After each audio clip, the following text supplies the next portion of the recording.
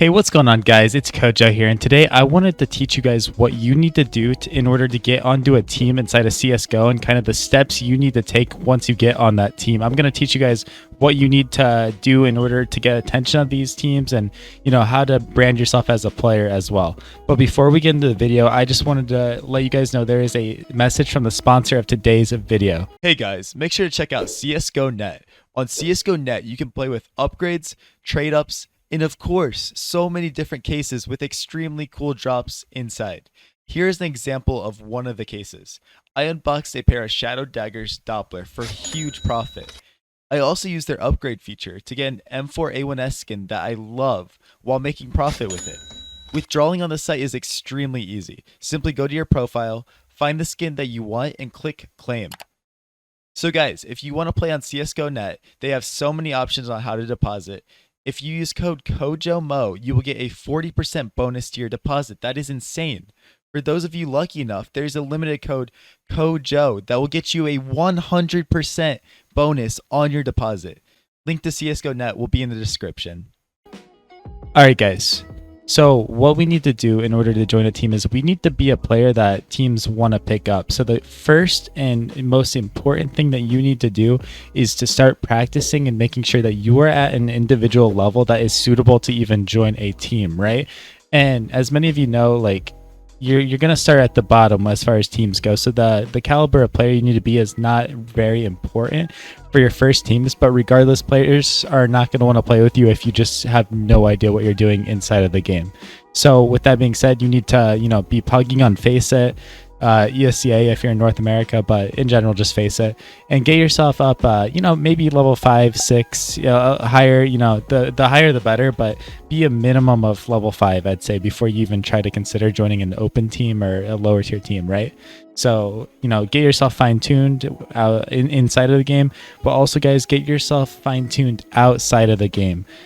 Branding is everything, and if you can get people to think that you're a good player, if you're posting your highlight clips, making yourself look very attractive to these teams, you're going to increase your chances of getting tryouts and getting opportunities to find yourself on one of these rosters. So start as soon as you start grinding in CS, start grinding the socials and getting your numbers up there and making sure that you're getting the attention of people and they kind of have an idea of who you are, so that when you post your LFT, if you're doing these things, that they know who you are, right?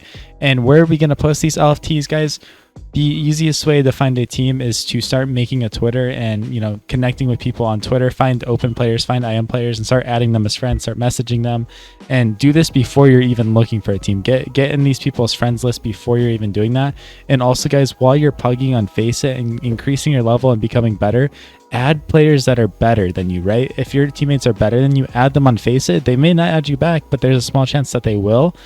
And what you're going to do is you're going to try to play with those players and make connections with players that already have ins with like people within the league system and team system, because they're going to be your key to finding rosters and finding a way into one of these teams. So that is so vital to getting yourself on one of these rosters. And yeah, guys, so once you get this tryout, right, you say you finally, a team responds to your ad and they see that you're wanting to play and they want to try you out.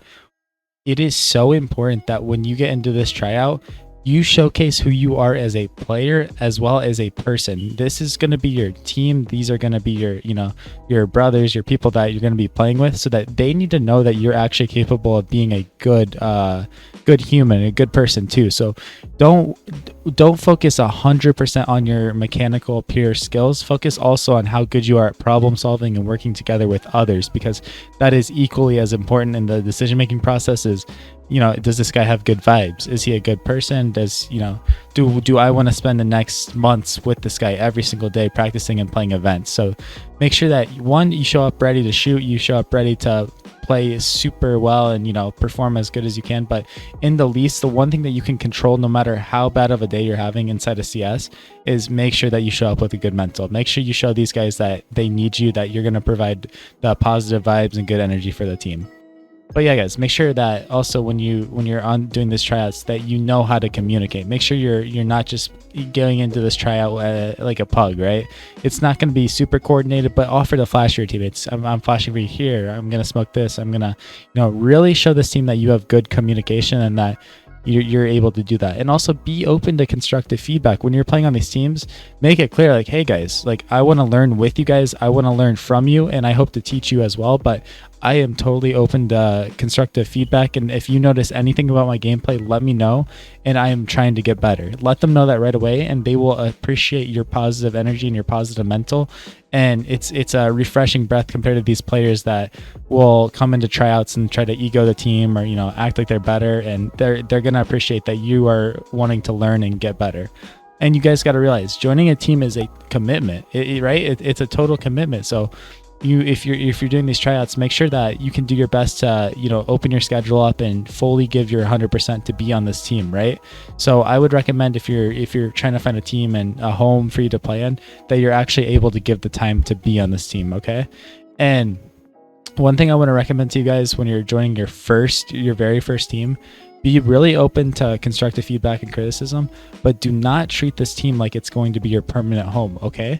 You need to focus on getting experience and learning and making sure that you're improving as an individual rather more than the whole entire team, because ultimately, guys, these lower tier teams, they never stay together because people have life commitments, people are different ages, and at the end of the day, some players just outgrow others, because there's those that can put in 120 hours every 2 weeks and those that can put in 20 hours, so the teams are never going to stay the same. So don't feel like you need to be with this team forever, and just learn from them and make them better, but also improve on just getting your experience and getting comfortable in the lower divisions and then the middle divisions and moving up and up and up. But yeah, man, just make sure that you're having fun, and at the end of the day, they're your brothers and they're your teammates, so you should make sure that the vibes are good and you're doing your best to be a good person. And you got to realize you're not always going to like your teammates, and you're not always going to end up in the proper place or the proper home. So it's a trial and error thing, and it's the beauty of it. It's a team game, and it's not just a 1v1 server where every player is just making their own individual decisions. And at the end of the day, it's a mental game, and it comes down to how well you can communicate and work together as a unit versus just a team. But if I could wrap up the video, guys, I would just say focus on your socials, focus on getting your faceit level up. Don't really play matchmaking. Matchmaking isn't really going to be beneficial as far as teams Counter-Strike goes. Teams don't really care what matchmaking rank you're at, but they will care what faceit rank you have. And if you're in North America, maybe you're esea. Not as many people play on there anymore, but it's important that you can provide something and give some sort of value. And if you are good on social media, then you provide that value of social media. If you're good at the game and you're joining an open team, well, dang, we should pick this guy up because he's super talented. So just find what you can brand yourself as, and make sure that your team understands the value that you're bringing, even if you don't necessarily have a ton of experience already. And you guys are going to be set. I know you're going to kill it, and you all are going to make me so proud. So good luck in your search for team. I'm always here if you need, some help or some personal questions. I can help guide you and give you some insight on how I, first started joining a team and where I went from there and the opportunities that I got. So I'm totally here to answer your guys' questions, and I'll make sure that I can do my best to get you started with Team CS. But yeah, guys, have a great day. Thank you so much for watching this video. You all take care. Peace out.